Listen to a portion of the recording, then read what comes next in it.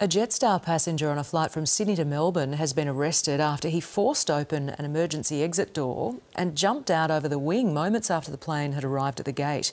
Rachel Clayton is at Melbourne Airport and joins us. So Rachel, what more can you tell us about this? Tam, passengers say this all unfolded within about 30 seconds. The flight from Sydney landed here in Melbourne at about 10 a.m. this morning, and just before passengers were due to disembark from that flight, they say a man charged his way down the aisle to one of the emergency exit rows in the middle of the plane, fought with passengers in that aisle to get to the emergency exit door. He did get there and he pushed open that door, which deployed the emergency slide. He didn't take that slide. Instead, he walked out onto the wing and slid down the engine onto the tarmac. Once he was on the tarmac, about half a dozen Melbourne Airport staff detained the man until Australian federal police officers came and arrested him.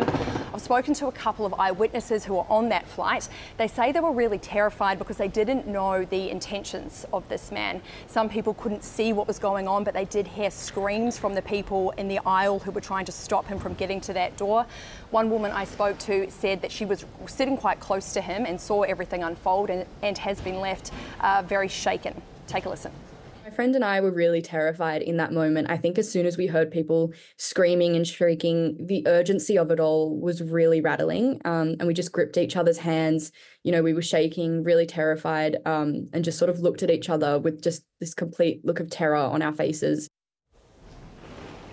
Australian Federal Police say that they arrested the man for aggressive behaviour and for breaching aircraft safety protocols.